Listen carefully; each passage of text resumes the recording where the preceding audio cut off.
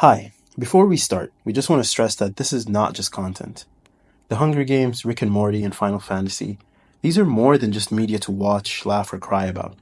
They're not pieces of consumable content, entertainment. Oh shit, no, that came out right. They're not pieces of consumable entertainment, aka content. They can present us with a chance to explore the connections between revolution, social structures, and collective action. As you watch, I want you to really reflect about how the media you consume relates to your life. This video isn't just for entertainment.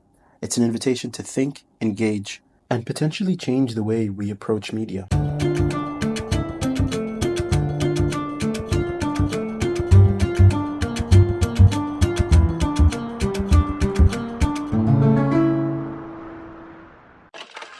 Picture this. You're watching your favorite underdog movie, rooting for the brave protagonist as they take on a corrupt order. You pump your fist in the air as they lead a daring rebellion, fighting for freedom and justice. But then you turn off the TV and go back to your everyday life, where real-world injustices and oppression, happening every day, barely register on your radar. It's a paradox many of us can relate to. We passionately support fictional revolutions while remaining passive in the face of actual resistance movements. Why is that? What is it about our society that makes us get up and cheer for imaginary rebels while leaving our fellow men to fend for themselves? Well, it's complicated, but not really. It's just an ugly and sad reality we have been conditioned to live under and accept. But to start answering this question, we need to realize that the root of the issue is centered around two things. The first of which is change. How can we expect to change something we don't understand? We live in a world that makes you feel like a small cog in a big machine. You might feel powerless in the face of adversity, but at the same time, you learn that you have to play by the rules of the game. This feeling is what an Italian thinker named Gramsci described as hegemony. It's a mix of agreeing to do something and being forced to do it at the same time. In our world, the invisible force that makes us feel small is the capitalist system. And as a giant that controls everything, our hegemonic worldview has given the system power to protect its interests, even in the form of the military and police. Now here's the tricky part. We have also been bought into an idea called neoliberalism, which leads us to believe that this is all normal. It's like we've been brainwashed to believe that this is the only way things can be. Neoliberalism shapes our world in ways that we cannot comprehend. It acts like an invisible puppet master pulling the strings behind the scenes. This affects the hegemony, how we feel, think, act, and see the world. Under neoliberalism, success is measured by personal wealth and status, and this is marketed as something we can earn through hard work and compliance with the system. We give excessive consent to enter into the system, not knowing that it is already rigged by the capitalist bedrock that supports it. Study hard and you'll make it anywhere? Oops, sorry. Modern-day elite universities have basically become a hedge fund. That also teaches on the side. Want a good job after graduating? Sure. How much capital do you have? Want to buy a house with all of your hard-earned wage so you can be secure? Guess again, buddy. The housing market is now another game of Monopoly for major development, investment firms, and hedge funds too. Because let's face it, in today's world, it's not about what you know, it's about who you know, and how much money you can throw around. The neoliberal worldview is a double-edged sword. On one hand, it tells us that we're responsible for our own success or failure. But on the other hand, it ties our sense of self-worth and privilege to our ability in playing by the rules. Case in point, we have enabled this as part of our norm. We're conditioned to fear anything that might jeopardize our place in the hierarchy, including standing up to oppressive structures or supporting those who do. This is hegemony. And it is here that we can talk about media. It's no secret that the media plays an extremely powerful role in our lives. And it does so in different ways for all of us. For some, it's simply a thing to enjoy to pass the time, a temporary distraction from reality. Let's call them casuals. For others, it's a form of escapism, one where we self-insert in the media and allow ourselves to get carried away with it. These are your dreamers. Some view it as an avid hobby, something to be admired, collected, critiqued, and deconstructed for its artistry or lack thereof. Nerds.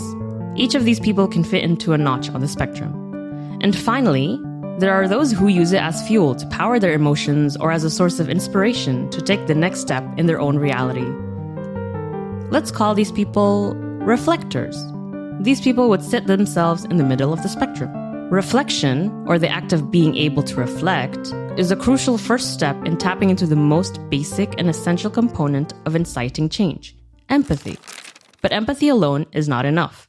At first glance, you might think our inability to turn fictional solidarity into real-world action stems from a simple lack of empathy. After all, we feel for the underdogs in our stories because we can imagine ourselves in their shoes. Isn't empathy what allows us to connect with the struggles of others and feel compelled to help them?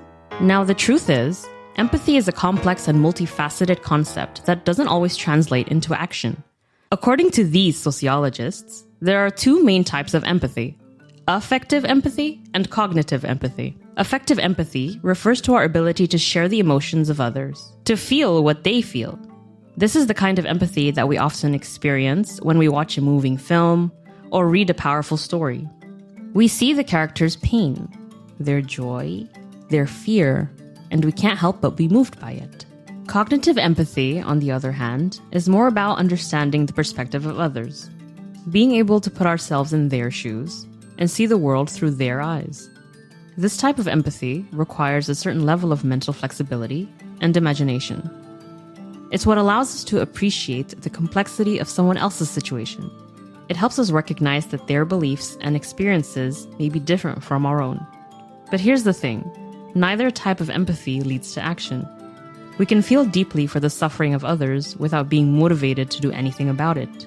We can understand someone else's perspective without agreeing with it or feeling compelled to support them. In fact, some researchers have suggested that empathy can actually be a barrier to action in certain cases. For example, if we feel too overwhelmed by the emotions of others, we may shut down or turn away, rather than engage. This is called empathic distress. As described by Hoffman, this occurs when we hurt for others while feeling helpless. In times of sustained anguish, empathy can become a recipe for more distress, and even lead to feelings of helplessness and despair. When faced with overwhelming suffering, people may start to disengage and become indifferent as a coping mechanism. So if empathy alone isn't enough, what does it take to turn compassion into action? You have my sword. And you have my bow. And my axe. Sometimes people can come together to take action without really being on the same page. It's like a bunch of people trying to build a house without a plan. They might make some progress, but the moment someone challenges them or tries to stop them, everything falls apart. Change can only happen when collective action is formed and guided by a collective conscience. What does this mean? When a group of people come together to make change, they can only succeed if they coordinate their efforts and have a shared understanding of what they're fighting for. On the flip side, getting people to share the same beliefs and values is tough. Usually, people need something that tugs at their heartstrings or speaks to their soul to rally behind. It could be a shared experience, a spiritual belief, or a big idea that everyone believes in. Once they have that common ground, they can start to build a movement that has a real shot at making a difference. From the Black Lives Matter protests to the fight for a free Palestine, marginalized communities are awakening to their collective realities and forming a shared conscience of it. They are risking everything to challenge the status quo through any available means of a collective action.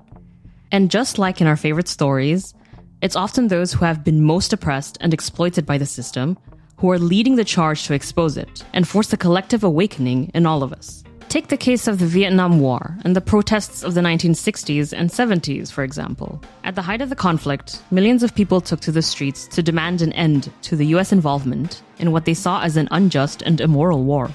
Many of these protesters were young people from middle-class backgrounds who were taught to trust their government and support their country's military actions. But they chose to resist, even in the face of violence and persecution from the very system they were challenging. The lasting effect here was a sense of distrust in the US government and their global empire. Foreign policy. Or in the case of the fight for our privacy, Edward Snowden. the whistleblower who exposed the US government's mass surveillance program in 2013. Snowden was a former NIC contractor who had a comfortable life and a promising career ahead of him, but he gave it all up to reveal the ugly truth about how our privacy was being violated on a world scale. He knew the risks. He's now living in exile in Russia, unable to return home for fear of persecution. But he also knew that someone had to take a stand. Julian Assange, founder of WikiLeaks, is also in a similar situation as we speak. It is the same with any other major figures in history once they begin to unravel the thread of imperial capitalism at its seams. Think MLK, the Black Panthers, or literally any Latin American leader who even utters the word socialism. Never mind, you know the word. While these were instances where change happened, they didn't bring about enough change. Or rather, they didn't challenge the hegemony directly, because these instances happened within their own objective realities.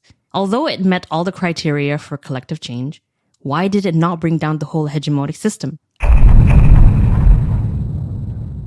Let's take a detour from reality and dive into the quirky, often unsettling world of Rick and Morty.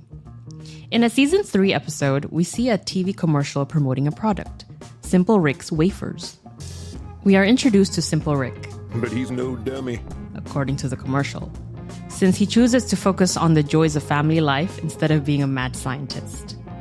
He is, however, captured, drugged, strapped into a chair, and forced to experience a mind loop of joyous family life memories, so his brain secretes a chemical that is then infused to the wafers, which is then packaged and sold, inducing consumers with a sense of fulfillment, where they can then simply eat one and come home to the impossible flavor of your own completion.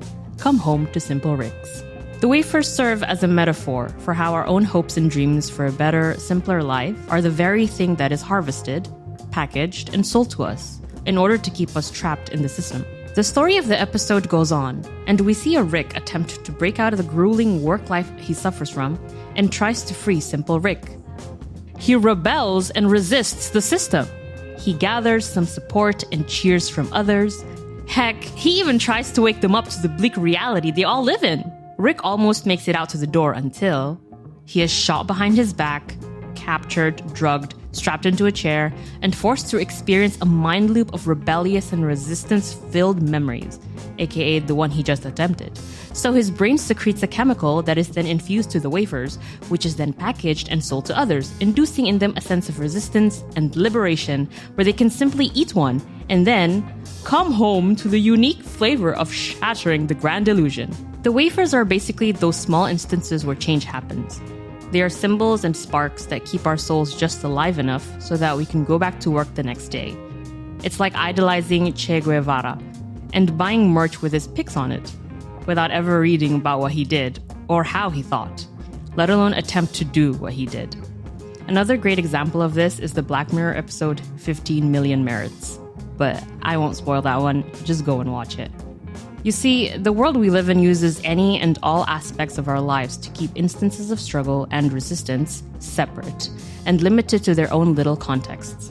For example, the Black Lives Matter movement was only focused on the plight of Black people, and the core element of the struggle was against cultural and institutional racism. Granted, there were parallels drawn to other struggles, but the underlying movement was still honed in on this one aspect, and not necessarily the wider systemic problem of neoliberal capitalist hegemony, aka the big bad system.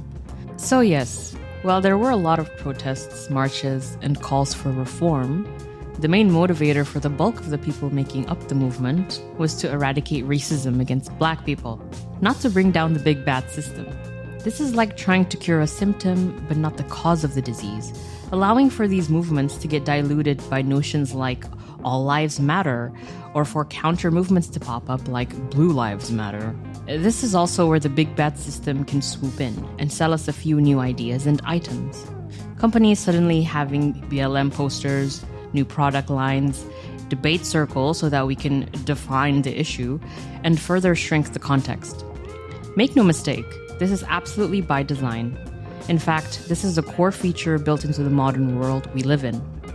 One that keeps us blind, distracted, too busy, or heck, sometimes even placated into believing that things are not connected. There are currently 3 ongoing genocides against Black people: Sudan, Congo, and Haiti. Yet the Black Lives Movement folks are nowhere near as outraged or active about these issues. This is not to name and shame the BLM movement. It's just to say that this is the system at work. This touches all aspects of our lives. Even the digital spaces where we think we have some voice or semblance of freedom to gather and share ideas get co-opted in the larger capitalist system. The very technologies we use to organize, protest, and share ideas about common struggles and beliefs sometimes become simple Rick's wafers. You have the look of a man who accepts what he sees because he is expecting to wake up. Ironically, this is not far from the truth. By now, a lot of people are familiar with the concept of a digital echo chamber. It's a pocket of social media where people with similar views and ideas are grouped together by algorithms developed to detect, identify, and then amplify their voices to each other. This traps everyone in a cycle that reinforces their own group's ideas or actions while simultaneously thinking that their voice is making a difference, screaming into the void. If we apply the same concept to the real world, then we end up with a different type of echo chamber. One that can easily be molded and manipulated by hegemony. In our modern day, this manipulation of the echo chamber is achieved by selectively promoting certain notions of freedom while suppressing others. We are told that it's better to be free than to be oppressed, and that it's better to live in a society that champions freedom than one that does not. However, the freedoms being celebrated are often limited to those that serve the interests of a select few, while the freedoms that challenge the status quo are conveniently ignored or actively suppressed.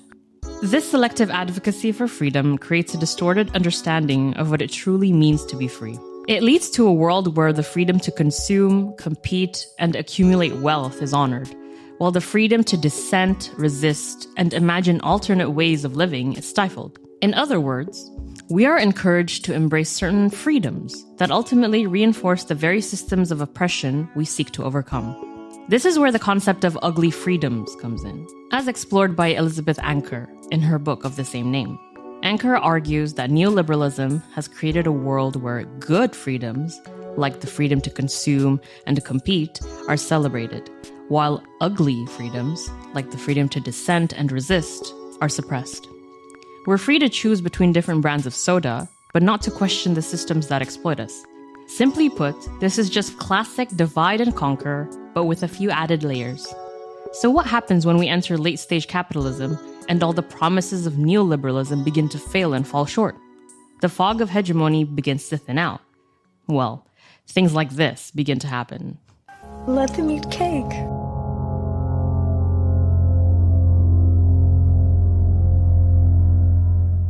On October of 1793, Marie Antoinette was executed by the guillotine in a public square. And in May of 2024, the Met Gala, while uttering the same words, let them eat cake. Under the hashtag Blackout2024, the move to boycott celebrities, companies, and any supporters of the genocide began catching fire. The aim was clear: bring the rich and powerful, the people we once idolized and followed, down to the reality of the world their wealth has created.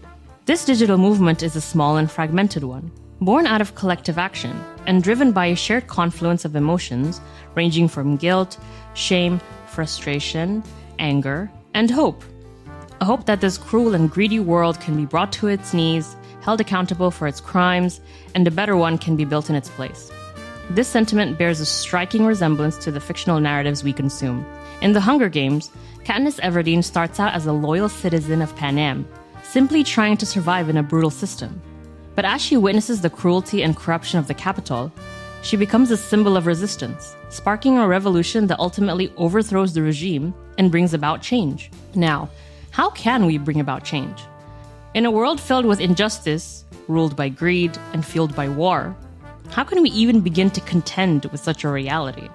Well, we got a glimpse of that through the digital guillotine. It somehow just worked. The same people who cheered for the rebellion and revolution while watching the Hunger Games were also the ones silently going about their lives. And now they all rose up because of a direct comparison to the Met Gala? This could be the key. So back to the question. Why do these stories resonate with us so deeply, even as we struggle to support real-world resistance? Well, part of it may be the way they tap into our powerlessness and frustration with the system. We see ourselves in these fictional rebels because we know what it's like to feel exploited and trapped by forces beyond our control. But we also know that in the real world, resistance comes with real risks and consequences that can be hard to face alone. This is where the importance of empathy, collective conscience, and collective action comes in. One of the key messages of many stories is that change happens through collective action, not individual heroism. In the Hunger Games, Katniss may be the face of the revolution, but she's supported by a network of allies and rebels who share her vision for a better world. Katniss awakens a sense of consciousness in the people of the districts by showing empathy towards Rue and by constantly displaying little acts of defiance of the system. She sparks hope in everyone, which leads to sporadic collective actions in the individual districts. Her allies then rally around her and actively work to harness the collective action of the districts by infusing it with a collective conscience of liberation. In real life too, successful change-making resistance movements are built on a foundation of community and mutual aid. But building that kind of collective conscience requires us to challenge the hegemonic worldview that keeps us isolated and competing against one another. We need to recognize that our struggles are interconnected and that our liberation is bound up with the liberation of others. This means listening to and amplifying the voices of those who have been most marginalized by the system, the people who are already fighting on the front lines of resistance movements.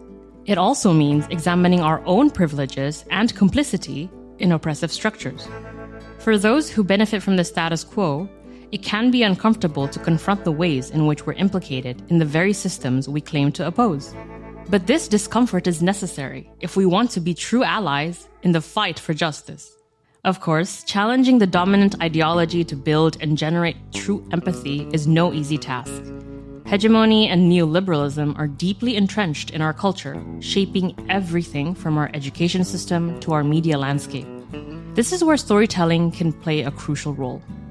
The stories we tell ourselves, whether in books, movies, or games, have the power to inspire us, to challenge our assumptions, and to help us imagine new possibilities for resistance and change. Think about the impact that a game like Final Fantasy VII had on a generation of players.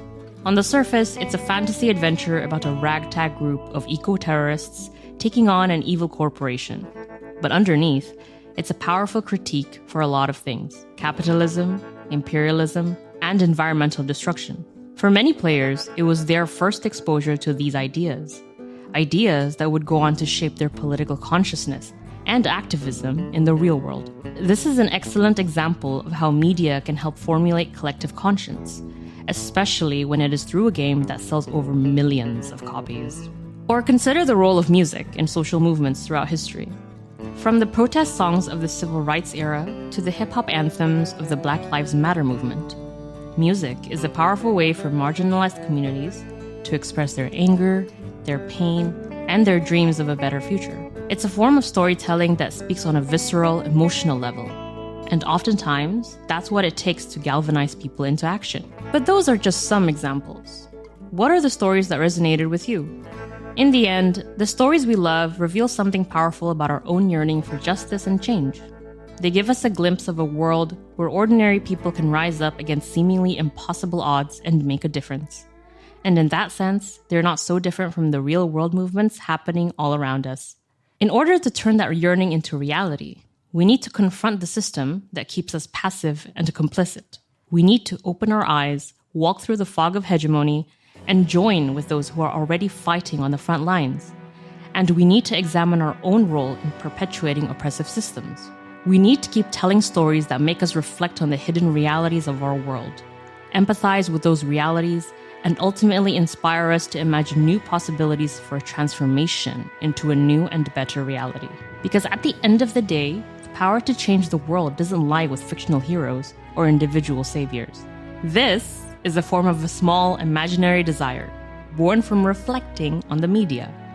And it grows the more one is forced to reflect on their reality with this hope in mind. This is where people begin to educate themselves, learn about their own reality, lift the fog of hegemony around them, and look to their true allies. With their own conscience slowly awakening, they begin a chain reaction of dialogue, manifestos, poetry, speeches, and even songs. just like walking to the tree. So let's take inspiration from the stories we love and write our own. And while we write in sharing solidarity, struggle, and hope, let's also remember that the real revolution won't be televised. It'll be lived and felt in the streets and in our communities by people who refuse to accept the world as it is, who believe in the power of collective action to create something better in the face of an uncertain future. Because if there's one thing our favorite fictional rebels have taught us, it's that a small group of committed people can change the world.